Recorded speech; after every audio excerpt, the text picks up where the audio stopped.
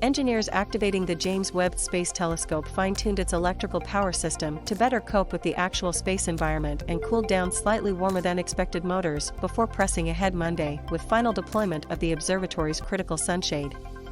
Bill Ochs, the NASA project manager, said tightening up the sunshade's 5 hair-thin layers, carefully pulling them taut with motor-driven cables running through multiple pulleys, likely would take 3 days to complete.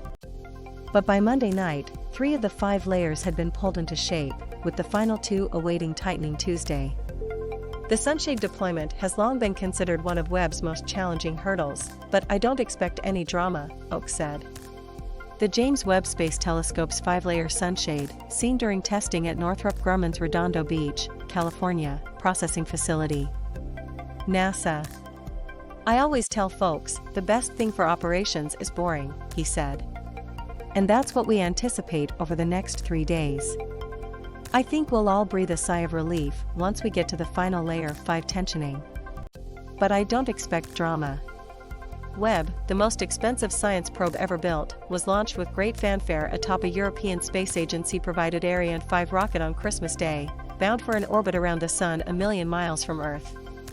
Designed to capture infrared light from the first stars and galaxies to form in the wake of the Big Bang, Webb is extraordinarily complex. But other than minor growing pains common to all new spacecraft, Ochs said the $10 billion observatory is moving through its initial activation almost exactly as planned.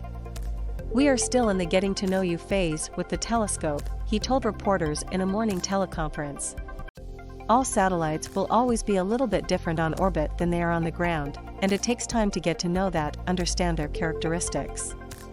That's a lot of what we've been doing over the last week, as well as still making excellent progress on the commissioning timeline."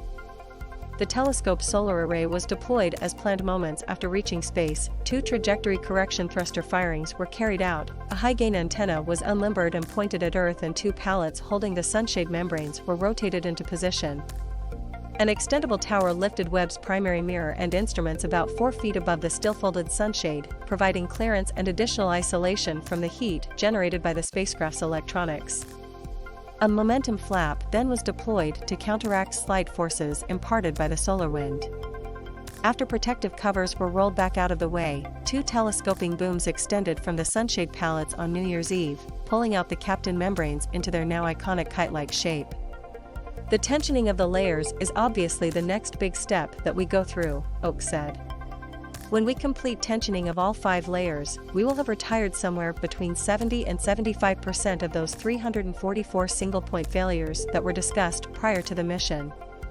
He was referring to the number of non-redundant devices and mechanisms required for Webb's myriad deployments that have no backups if something goes wrong.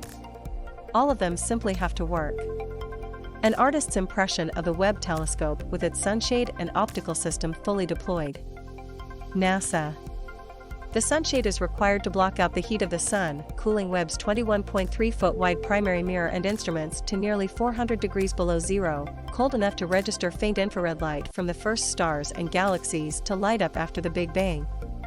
To achieve the required ultra-low temperatures, each layer must be pulled taut by motor-driven cables running through multiple pulleys, a process that also lifts and separates the membranes to allow gaps for heat to dissipate. That final tensioning was held up over the weekend to give engineers time off after a busy first week of deployment activity, and then to assess the performance of Webb's 5-panel solar array and its battery system. As it turned out, factory presets governing the solar array's output needed adjustment to take into account the actual temperatures Webb is experiencing in space. At the same time, the telescope was reoriented slightly to cool 6 motors needed to pull the sunshade layers taut. "Everything is hunky-dory and doing well now," said Amy Lowe, Webb Systems engineer with prime contractor Northrop Grumman. "The observatory was never in danger, we were never power-starved. The rebalancing of the array gives us quite a lot of margin for the expected increase in power that we will be needing as we proceed on." As for the motors, Lowe said they were never out of limits, just a bit warmer than optimum. Playing it safe, Webb was reoriented Sunday to improve cooling, and we've got a lot of margin now on our temperature,